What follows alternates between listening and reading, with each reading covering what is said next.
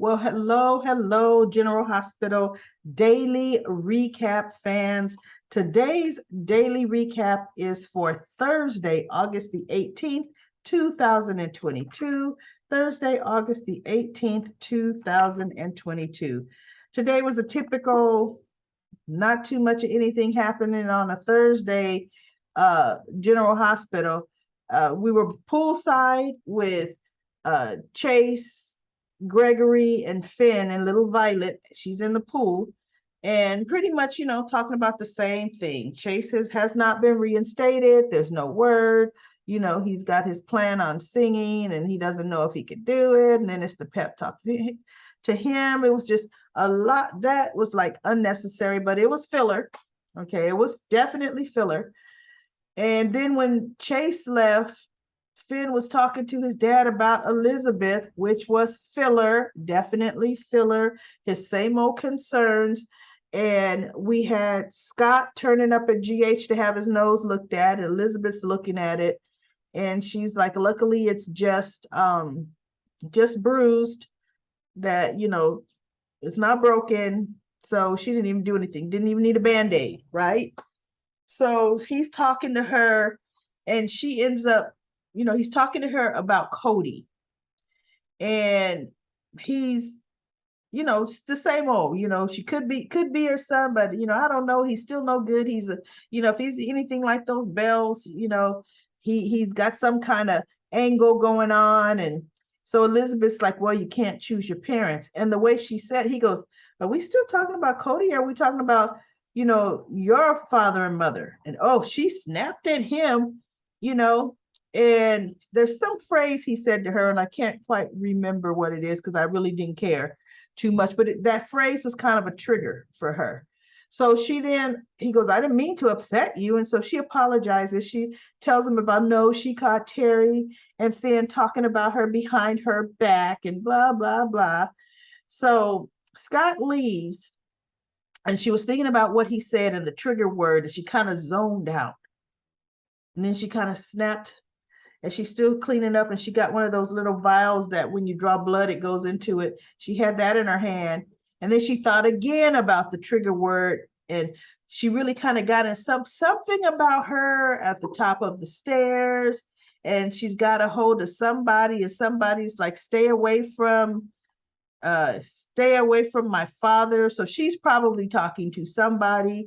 And it's almost like I'm thinking, this better not be some kind of repeat. Remember Laura, some kind of trigger for her years and years ago. And I can't remember quite the storyline, but I know it had something to do, I think, with Laura's father.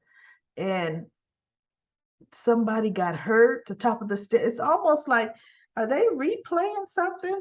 Or was it Elizabeth years ago? I'm thinking it's Laura, not Elizabeth. Now it's Elizabeth with whatever she has going on. But my whole thing is, who cares? That whole storyline they're bringing in makes zero sense. It's dragging out. It's taking way too long. And I don't even care about it. Okay. But before Scott gets to GH, he's talking to Britt, saying, she should stay away. No, Britt was in the room because she came and she kind of looked at his nose, and he goes, "You're an OB doctor." She's like, I'm whatever I'm needed to be, And so she looked at his nose, and that's what she's like, it's not broken. And he's telling her to stay away from that Cody Bell. He's got an agenda, and this, and this, and it's probably about money. And Britt's just kind of looking at him and not paying too much of a mind, to him, because she's still kind of up in the air with her feelings for Cody. So then the other waste of time nonsense was Olivia talking to Cody. She brought some little wooden thing that Dante carved from summer camp that she kept all these years. And Cody told her, his story about being a Bell, and I probably should have told you. And so she mentioned the names, and he goes, did you know them? And she goes, no, they were before my time in Port Charles, but I've heard about them. you know. And he goes, so I suppose you want me to leave, or you want me to quit? Because I guess Christina was married to Ned for a minute. And he goes, I'm sure he's gonna want me to leave. And she goes, no, you don't worry about that, because you're both of my son's friends, so you're family to me. You know, your job is safe, you know, whatever. So then Dante and then Cody are talking. And see, Dante is still, he's suspicious of Cody. He knows there's something up, there's something not quite right. So after he's talking to Cody, he goes into the house later and he's talking to Olivia. And Olivia's like, look, turn them cop senses off. You know, Cody is fine. He's been your friend. You know, just you have to just let that be whatever it is you're thinking. He goes, Mom, I can't help it. I can't help it. My cop senses are tingling or something, he said. He goes, I just can't help it. And she's just looking at him like, let it go. So, you know, we had all of that waste of time. The best thing, you know, they were doing the little chase rock star fashion show, him trying on different looks, and, you know, none of them worked. And goodness, none of them worked. But then Ned says, you know what, wait a minute. Hold on, I think I have something. So he went in and he got one of his old Eddie Main outfits with the shirt all the way open, and then the leather pants, the little leather pants on. And Chase came walking out there, and I said, all right, yeah, that'll work. You know. And Brooklyn, you know, Brooklyn's always licking her lips at Chase, like, you know. And even Olivia's like, whoa, look at them pants. Olivia is so Olivia. I love her. And even little Leo was thumbs up and, oh yeah, you know. So they decided that outfit, that look is the look for Chase. And they are right. That look is the look, especially for the kind of songs he sings. I mean, that is Chase. Not too over the top, not too rock, pretty soft, you know, even though the pants are leather, but that works. That whole outfit works with him. So I was happy they decided on that. But that pretty much was the absolute all, except for we had Valentine and Victor and Anna at the Metro Court for lunch. And, you know, Victor's trying to pretty much kind of fill Anna out, because, you know, he still wants Valentine to eliminate her. Yeah, right. How is Valentine going to just eliminate a XWSB? Okay, Victor. So Lucy comes up and she's talking. She's kind of flirting with Victor, but she's looking at Anna, giving little innuendos to Anna, because Valentine's like, where's Martin? Where's my attorney? I have been calling Martin and he's not even answering any of my calls. And Lucy says he went out of town. She's like, he what? He didn't even tell me? Where'd he go? She goes, I don't know. You know, he's on some kind of journey, something. And she's kind of saying some hidden stuff to Anna that only Anna would know. Yeah, because of you. So Valentine's like, well, if you hear from him, let him know to get in touch with me. So Anna says, oh, you know what? While Lucy was here, my phone was vibrating. I got to go take this call. So she goes out and she tells Lucy, where is Martin? And she's going on. And then Lucy is just sniping back at her. And so she goes, I'll just go back in there and tell Valentine, you know, that you would put the squeeze on Martin to get information out from Martin on him and see how he'll like that. And then Anna grabbed her arm like, you don't want to do that. You know, so she ended up kind of strong arming Lucy. And she goes, now that Martin is gone, you're going to be the go-between Patsy. You know, so Mark, because she goes, because I'll call the IRS, tell them all about his hidden money. And wife number 3, I'll call her too. So Anna's just blackmailing everybody, right? Now, the one key thing that I got, and I want to know, did anybody hear it? When Anna sat back down at the table, she said, that was my granddaughter, Emma.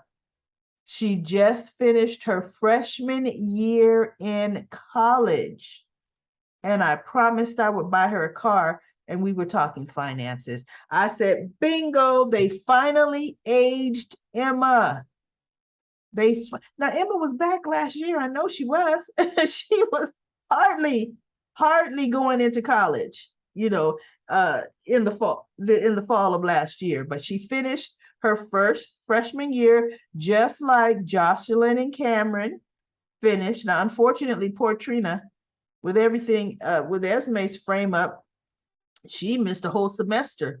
So she's going to be behind everybody. Actually, she needs to go to summer school and do some double time to make up what she lost, with the school suspending her, or, until her little trial went on, and all of that great stuff. So Esme did more damage than not, because now, goodness, Trina's got to make up a lot with that. But that is it for General Hospital today. Let's go to Comment Corner. Let's see what Comment Corner has today. We've got, let me take a quick sip here. LaShunta says she forgot that Elizabeth Weber lost a baby by Jax. And then she goes, yeah, when Carly had a breakdown, she ran in front of the car, yet caused an accident. But here's the thing. I was like, well, Elizabeth was a surrogate. She was actually a surrogate for Courtney and Jax.